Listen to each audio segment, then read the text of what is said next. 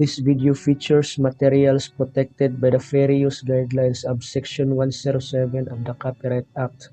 All rights reserved to the copyright owners. A company is not responsible for any damage or harm caused by the use of its equipment and machineries. Opinions expressed within the content are solely the author's and do not reflect the opinions and beliefs of the website or its affiliates. This video was created for informational and educational purposes only, and that watching it does not create a professional relationship with you or can replace receiving advice from a professional that is familiar with their personal circumstances. We will now demonstrate on how to disassemble fuel oil purifier. Don't open and disassemble the self-jector before stopping completely.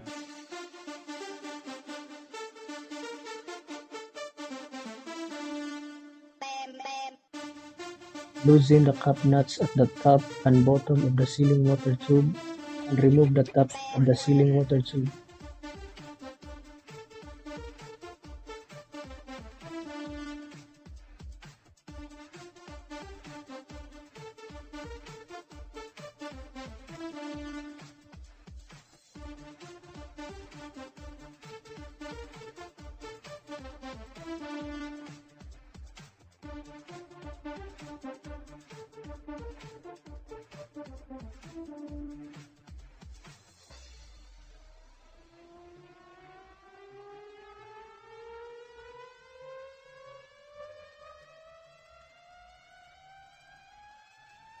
Remove the cover nut with a spanner.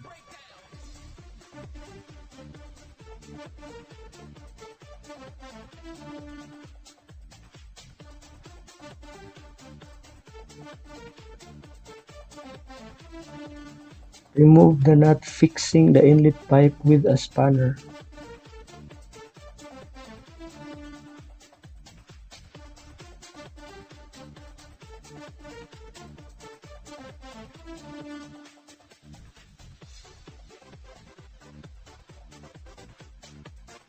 Loosen the socket set screw. Remove the cap nuts of the connecting pipes and connecting tube with the hook spanner. Loosen the union nuts at the bottom of the connection pipes and tube with the hook spanner and direct them sideways to make sure that when the cover is removed, they do not get in the way. Take care not to lose the flow rate regulating orifice.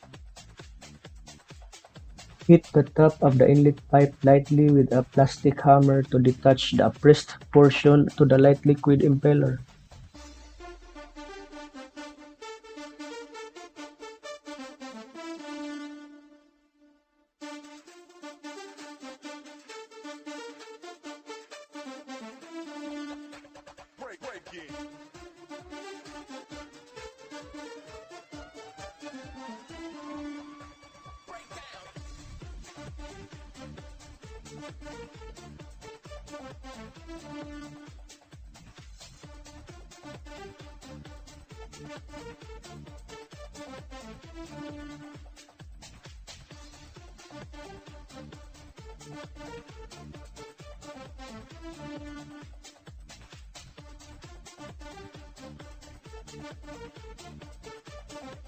Remove the socket cap screws in 4 places, which are fixing the frame and sludge cover. Take care not to lose the socket cap screws.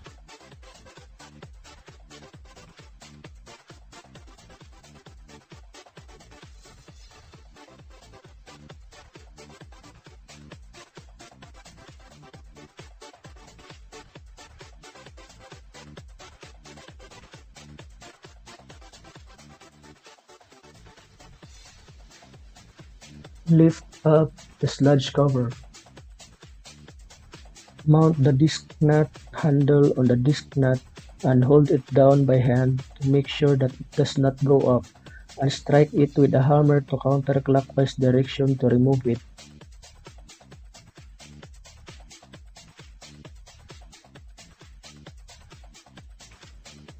Remove the heavy liquid chamber,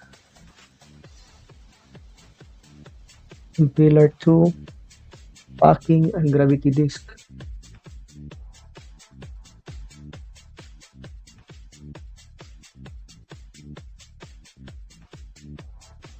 Mount the light liquid chamber handle to the light liquid chamber. Pull it down by hand to make sure that it does not go up, and strike it with a hammer to remove it. Pull out the light liquid chamber from pillar 1 and inlet pipe by hand. Remove the cap nut, which is tightening the bowl of the vertical shaft with the cap nut spanner. Insert the cap nut spanner in the bowl, sit the spanner on the cap nut, and thread the threaded rod of the spanner into the threaded hole at the head of the cap nut. Turn the handle of the spanner and draw it up.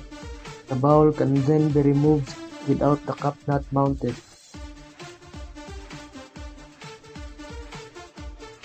Mount the jack by threading it into the threaded part of the distributor.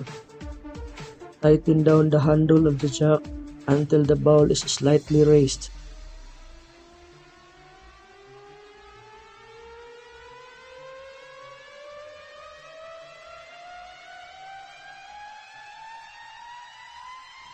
Lift up the bowl and put it in the dismantling stand.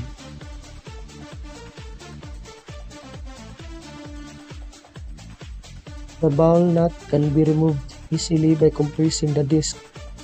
Screw the bolt of this clamp plate completely by hand in the distributor. Adjust direction of peephole of the disc clamp plate to be able to see the rib of the distributor and tighten the nut. Tighten the nut until the rib is same to the top disc.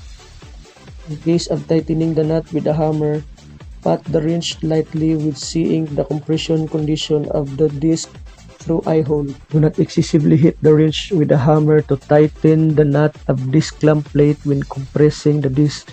The bowl body, the pinhole, pins of the distributor, key of distributor, or key groove could be damaged. Do not remove the bowl nut without using the disc clamp plate. Bowl parts and tools could be damaged by undue force exerted on them. After securing the bowl nut handle on the bowl nut with a nut, rotate it by hitting with a hammer to remove the bowl nut. If the bowl nut handle is not secured with a nut, even if it is struck with a hammer several times, it may be lifted and the pins are damaged. Do not attempt to remove the bowl nut by forcibly striking with a hammer. Damage to the bowl parts and tools may result.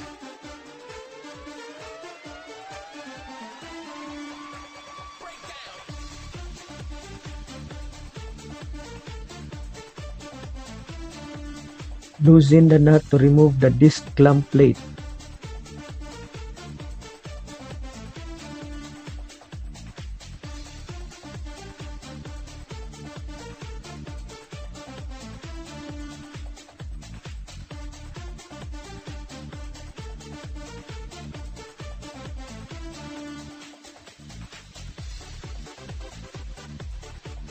Place the protection plate on top of the distributor. Put the jack on the bowl hood. Fix it with a disc nut.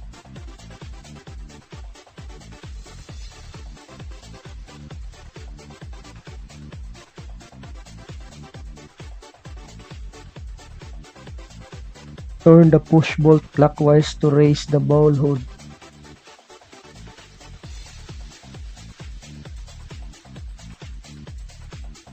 Lift up the bowl hood. Remove the protection plate. Mount the jack in the distributor and lift it. In the disc, upper disc, top disc will be pulled out in the condition that they were mounted in the distributor. Upper disc with small external diameter are assembled on the uppermost portion of the disc. After installing the protective plate in the cap nut installing portion of the bowl body, fix the jack on the main cylinder with a socket cap screw.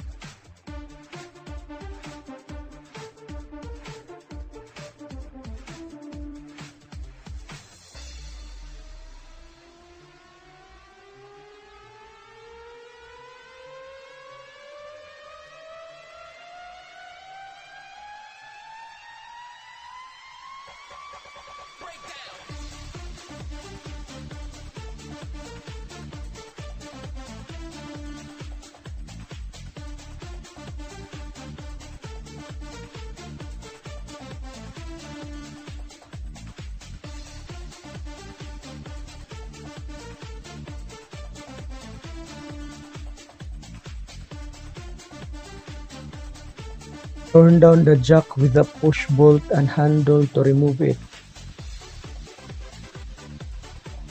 Because size tolerance between the main cylinder and bowl body is small, even a slight inclination prevents smooth pulling out the main cylinder. When there are some friction at the handle, do not rotate the handle forcefully.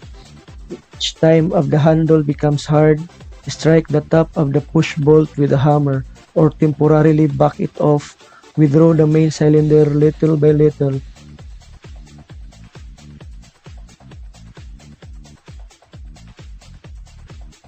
Remove the protective plate. Withdrawing the pilot valve. Remove the valve nut with a hexagon rod spanner.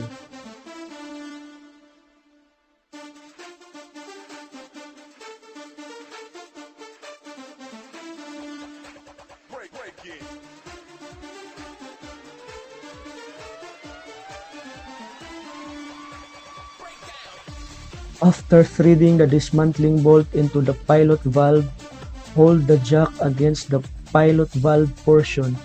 Thread the dismantling bolt into the pilot valve and turn down the nut to remove it. Withdraw the other one by the same procedure.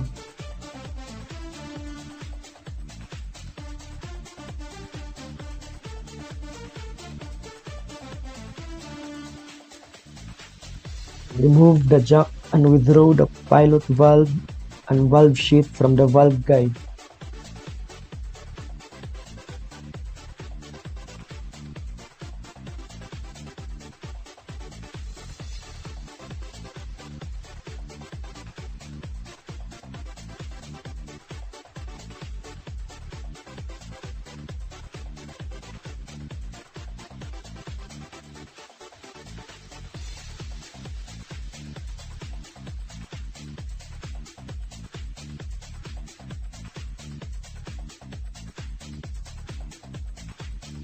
You want to know how to clean, inspect bowl parts, replace expendable parts, and how to reassemble the F.O purifier? Please like, subscribe, and click the notification bell for more updates. Enjoy watching while you are learning. Thank you.